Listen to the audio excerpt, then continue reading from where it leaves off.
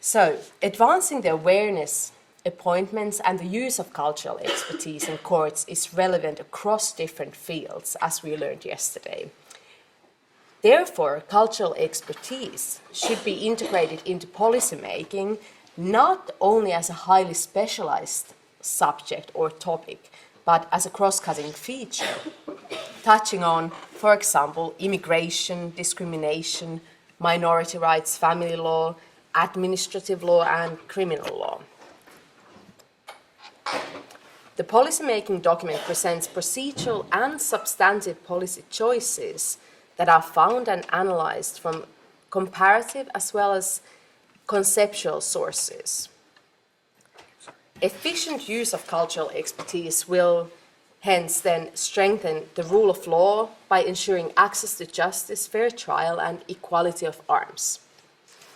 While these policies address to everyone who is interested in the ethical and inclusive adoption of cultural expertise, its primary audience are the stakeholders who have been involved or are involved in policymaking, namely governmental and non-governmental actors and groups that are affected by and can benefit from cultural expertise.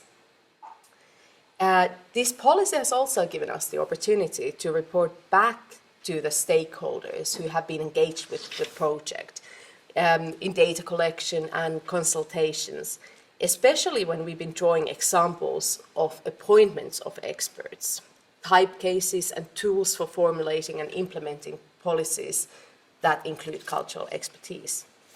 These policies also address the judges at all levels and all types of jurisdictions, as well as lawyers. EuroExpert's findings show that many instruments that fall within the umbrella concept of cultural expertise are already part of the everyday practices of lawyers and judges. By reading this policy, the members of legal profession will enrich their comparative knowledge of procedural aspects of instructing experts, assessing advantages and disadvantages of cultural expertise in a given case, and they can gain an overview of the variety of type cases. In this sense, we hope that this will also encourage transnational judicial dialogue among courts, and possibly foreign precedents can provide for the cross-fertilization between legal systems and contribute to development of both procedural and substantive law. This policy has been drafted based on the data that has been collected over the past 5 or so years and compiling it all together. So what we have used, we've looked at the surveys that were presented yesterday by the country experts, so data that's coming from judges, lawyers, experts, and beneficiaries. We have included case law, that is also included in the Caldex database, expert reports as well, also some out-of-court data. We've done some interviews as well with experts and lawyers and judges, as well as workshops and training and filming. We also then compiled all relevant legislation, regulations, policies, registers, and other data concerning the appointment of experts. And this has been extremely useful in identifying the similarities and differences when it comes to expert appointments. How did we draft this policy? I will just say a couple of words about it because it was quite a long process. So first we looked at the data and transferred it into more descriptive and easily accessible language. We then, based on the data, formulated actionable roadmap with 6 milestones. We consulted stakeholders in every EuroExpert country, and based on this feedback we received, we further edited the policy, and finally we had a launch event online in June this year with selected stakeholders as discussants. We have 6 milestones, namely awareness, access, implementation and innovation, integrity, development, and digitalization. Each of the milestones includes a description of what it is and how it can be achieved. This is followed by more precise points for policymakers to consider. These are framed as questions. And finally, each of the milestones presents a few practical steps. First of all, awareness of cultural expertise and cultural experts. This entails effective policies and practices that can support the identification, appointment, and remuneration of experts.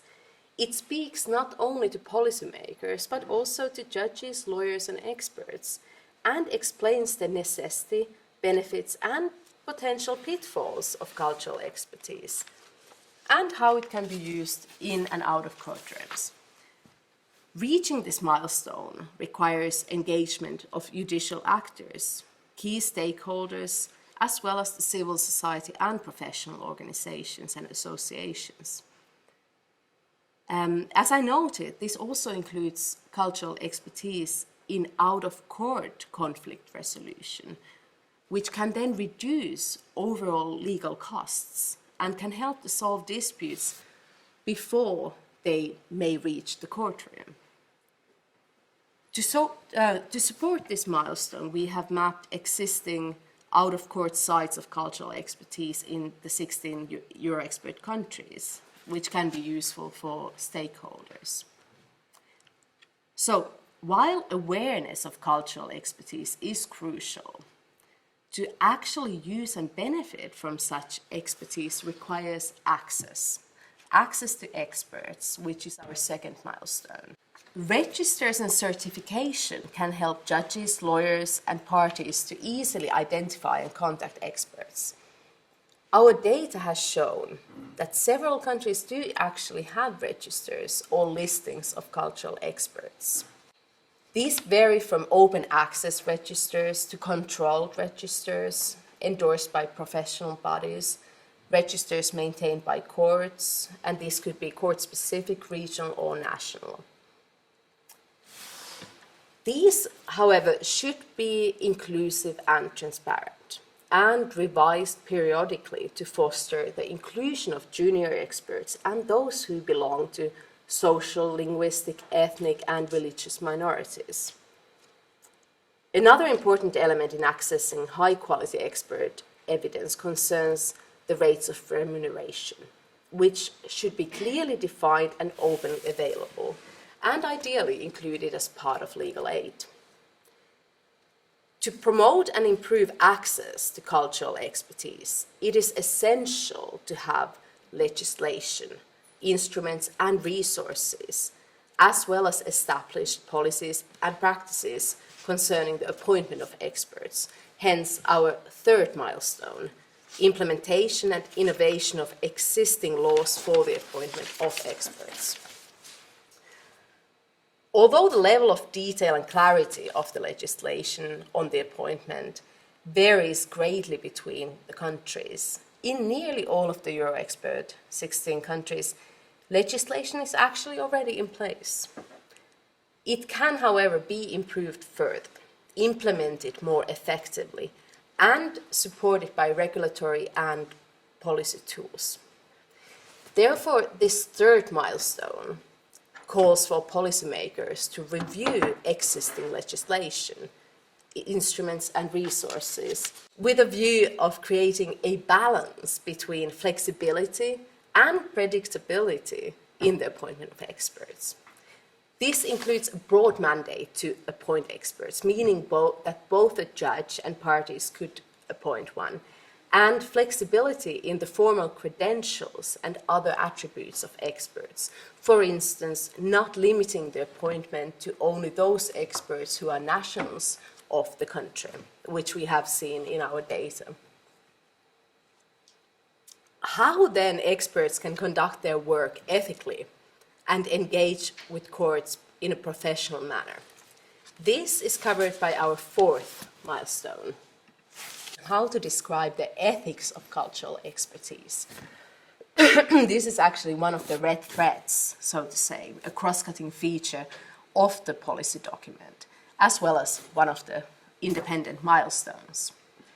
It relates to the role of experts, how they can advance equality and systematic inclusivity, but noting that sometimes the intentions may translate differently to different groups, and there may be even risks involved, such as essentialization of cultures and even stigmatization of vulnerable communities. The professionalization of cultural competence supports ethical awareness. The data we collected also shows support for the creation of a shared ethical and deontological guide to assist experts in the practice of their profession. Another element of ethics concerns the independence of an expert, which also links to professionalization, awareness, as well as training, so that judges and parties appreciate that experts present evidence-based and independent reports, and that experts understand their responsibilities to the court, to the parties, to the vulnerable groups, as well as to their professional community. Professionalization, certification, and accreditation have the potential to provide institutional recognition. At the same time, more open dialogue is needed concerning the benefits and risks of certification and oversight mechanisms for cultural experts, and how we can assess, or how to assess and legitimate their eligibility and credibility, and the effectiveness of the services they provide. In practice, this could be done by revision of procedural rules and regulations, and introducing professional training leading to certification. And this links to our next milestone, namely the cultural expertise skills. This covers training of judges, lawyers, and legal advisors, and looks at how we can build networks and cooperation between them, and between the legal profession and cultural experts. In this way, various professionals who are involved can consider what skills of cultural expertise are available to them and recognize the possible entry points, how, again, cultural expertise can be brought into the legal process. Cultural expertise in judicial proceedings could also be integrated as part of courses and modules in law schools, in legal practice courses, and judicial academies. At the same time, cultural experts will benefit from increasing their own knowledge of legal procedure and how to best present their expertise in a legal setting. So, some of the practical steps that we suggest include inviting cultural experts for internships in courtrooms, introducing shared tools to make the work of the cultural experts more technical, so to say, so it can be recognized as in a useful and objective way by the courts, and for stakeholders to join the EuroExpert training network and access our training materials. Finally, our sixth milestone is digitalization for sharing knowledge of cultural expertise. This proposes measures that can foster and deepen the dialogue between political representatives, policymakers, stakeholders, and experts to create a real space for awareness, training, and cooperation. Digitalization as a milestone also connects and supports to the other 5 milestones. Digital access to legislation and instruments, raising awareness through online campaigns, involving people and improving cultural expertise skills in an online training session, inclusivity of open access registers and lists of experts that are accessible digitally, and creation of professional online platforms and communities. Further, open digital access to documents that deal with cultural questions and cultural expertise can be a vital resource for policymakers to gain comparative understanding of judicial disputes and issues that concern different groups. Hence, we have built the CALDEXP database and KeyExp as digital tools that support achieving this milestone. I should note also that this policy document has been translated. So we have the 14-page longer version, and then we have one-page short document that is very easy to, provides a nice overview of what is there and of the 6 milestones. And this is available in addition to English, in German, French, Spanish, and Polish. So, just a few notes. I think I'm over time already, so concluding thoughts. We, based on the consultations we held, awareness of cultural expertise in courts and among legal professionals, experts, policymakers, and stakeholders is really one of the main key elements and something that needs to be enhanced. At the same time, it was very clear that the procedures and different levels of how cultural expertise is perceived and accepted really vary between countries, but also between jurisdictions and between the type cases, so depending on the subject matter. There is no one size that fits all. And therefore, in this policy, we have aimed to create these 6 milestones so that they can be followed in a sequential manner as I presented them now, but they are also self-standing. So policymakers can pick and choose one or many. They can also take it as an example, as an aspiration that they can then edit or amend to the needs of this particular jurisdiction. So in addition to awareness, digitalization was noted as the second important milestone. So together, awareness and digitalization may be the ideal starting points. But again, as I said, it is really a document that supports what policymakers want to do in a particular situation.